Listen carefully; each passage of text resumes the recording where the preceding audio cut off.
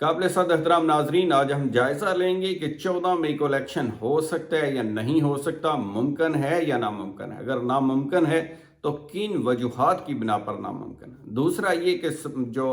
वज़ीर आज़म हैं उन्होंने किस बुनियाद के ऊपर सुप्रीम कोर्ट ऑफ पाकिस्तान को सालिस करार दिया है और किस बुनियाद के ऊपर ये कहा है कि हम उनकी सालसी को रद्द करते हैं। तीसरा जो पहलू है जिसके अंदर आपने देखा कि एक पटिशन सुप्रीम कोर्ट में दायर हुई है जिसके अंदर तमाम लोगों को चैलेंज कर दिया गया है, वज़ीर आज़म को भी, उसके अंदर चीफ इलेक्शन कमिश्नर को भी, निगरान हुकूमतों को भी चैलेंज कर दिया गया है कि ये अब मज़ीद नहीं चल सकती और इनका स्टेटस ख़त्म हो गया। ये तीन चीज़ों के ऊपर हम आपसे बात करेंगे। तो सबसे पहले जायज़ा लेते हैं कि 14 मई को इलेक्शन हो सकता है या नहीं हो सकता। तो आपके सामने मैं वो थोड़े हकायक रखूंगा। वो कि सुप्रीम कोर्ट ऑफ पाकिस्तान का हुक्म है कि 14 मई को इलेक्शन होगा, लेकिन साथ ही साथ आपने देखा कि सुप्रीम कोर्ट ने पहले भी हुक्म जारी किया था जिसमें 21 अरब जमा करवाने का हुक्म दिया गया, लेकिन वो पूरा ना हुआ और हुकूमत ने मामला पार्लियामेंट को भेज दिया। पार्लियामेंट ने वो प्रपोजल रद्द कर दी और फंड जारी करने से इनकार कर दिया। आपने देखा कि बाद के अंदर दोबारा लास्ट डेट ऑफ हेयरिंग के ऊपर दोबारा हुक्म हुआ कि 27 तारीख तक, जो कि कल डेट ऑफ हेयरिंग है, उससे पहले हर सूरत फंड को मैनेज किया जाए और इलेक्शन कमीशन के हवाले किया जाए ताकि वो पंजाब और केपी के अंदर इलेक्शन को यकीनी बना सके। लेकिन क्या हुआ, एक दफ़ा फिर हुकूमत पाकिस्तान ने इस ऑर्डर को भी रद्द कर दिया है, वायलेट कर दिया है और ऐलान कर दिया है कि वो फंड नहीं दे रहे, मामले को दोबारा लेके जाएंगे पार्लियामेंट के अंदर। तो पार्लियामेंट, आप समझ रहे हैं कि पार्लियामेंट क्या करेगी, पार्लियामेंट भी वही करेगी जो पार्लियामेंट ने पहले किया। दूसरी तरफ अगर इंतजामात का जायजा लेंगे तो आप देखेंगे कि चीफ इलेक्शन कमिश्नर जो है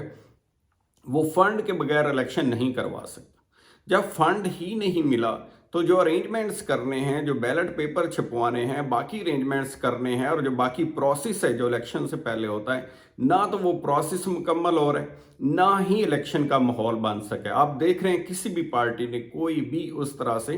कैंपेन शुरू नहीं की है बाकायदा तौर के ऊपर, क्योंकि इससे साफ वाज़ेह है कि किसी को भी यकीन नहीं कि 14 तारीख को इलेक्शन होगा। लिहाजा जो हालात नज़र आ रहे हैं उनके अंदर 14 मई को इलेक्शन किसी तरह से भी होता हुआ मुमकिन नज़र नहीं आ रहा, बल्कि एक तरह से नामुमकिन नज़र आ रहा है। तो दूसरे पहलू की तरफ हम आगे बढ़ते हैं जिसके अंदर आपने देखा कि सुप्रीम कोर्ट ऑफ पाकिस्तान को सालिस कहा वज़ीर आज़म ने। वज़ीर आज़म ने कहा कि ये जो बैठक लगी है सुप्रीम कोर्ट के अंदर और सियासी मामला है, इसके ऊपर सुप्रीम कोर्ट को अख्तियार नहीं है, क्योंकि एक मकतबा फ़िक्र का हमेशा से ख्याल रहा है कि जो सियासी पॉइंट्स हैं या सियासी मामलात हैं वो अदालत में नहीं बल्कि पार्लियामेंट में और या अदालत से बाहर ही उनको हल होना चाहिए। और पॉलिटिकल क्वेश्चन जो है, इसकी एक थीरी है जिसके ऊपर अदालतें हमेशा से रिस्ट्रेंट जारी करती हैं। लेकिन यहाँ आपने देखा क्योंकि मामला था अमलदारी का कानून के ऊपर, कानून में लिखा हुआ है कि 90 दिन में इलेक्शन होंगे, लेकिन बदकिस्मती से वो 90 दिन गुजर चुके हैं, यहाँ भी और केपी में भी गुजर चुके हैं। उसके बाद 90 दिन के बाद जो 14 मई को इलेक्शन होना था, बदकिस्मती से वो भी होता हुआ नज़र नहीं आ रहा। अब हुकूमत जो चाह रही है उससे वाज़ेह नज़र आ रहा है कि हुकूमत बिल्कुल भी सुप्रीम कोर्ट का कोई किरदार नहीं चाहती इस मामले में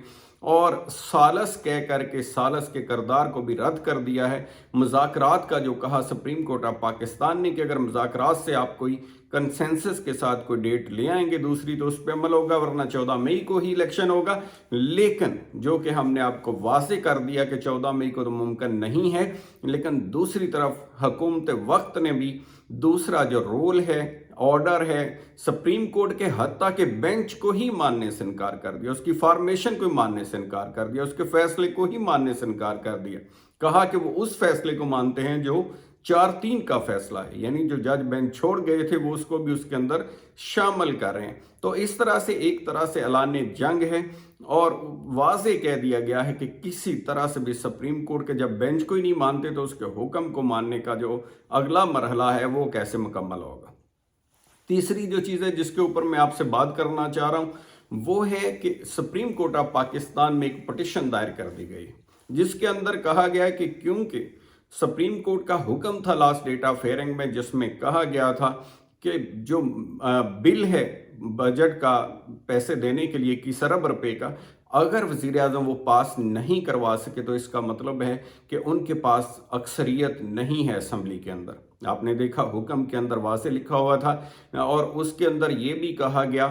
कि जब मेजॉरिटी जो है मनी बिल के लिए वो ज़रूरी है कि प्राइम मिनिस्टर के पास हर वक्त होनी चाहिए।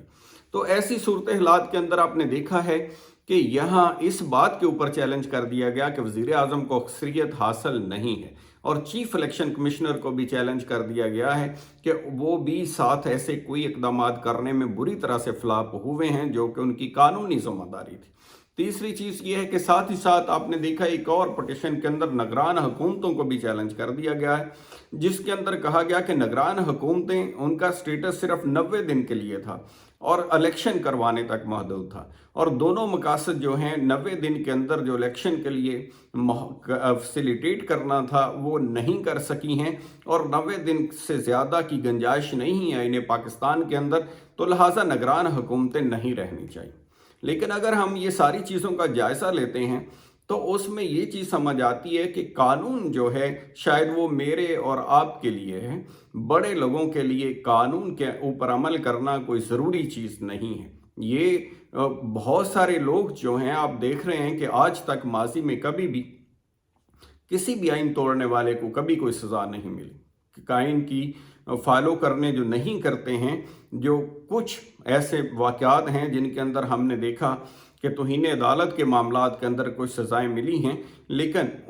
तमाम केसेस में ऐसा नहीं होता। उसके अंदर भी कुछ में मिल गई और कुछ में ना मिली। अदालत most of the time restraint ही ज़ाहिर करती है। अब देखना यह है कि कल के मामले के अंदर अदालत जो है वो इस बात को अपने हुक्म के ऊपर अमल दरामद करवाने को किस हद तक आगे जाती है, या कि इसमें भी वो रिस्ट्रेंट ही जारी करेंगे, क्योंकि हुकूमत ने दूसरी साइड के ऊपर आपने देखा है कि मामला पार्लियामेंट के ज़रिए तमाम चीज़ों को आगे किया है ताकि अदारों के अंदर बात रहे और वो किसी तरह से भी कंटेम्प्ट ऑफ कोर्ट की कार्रवाई से बच सकें।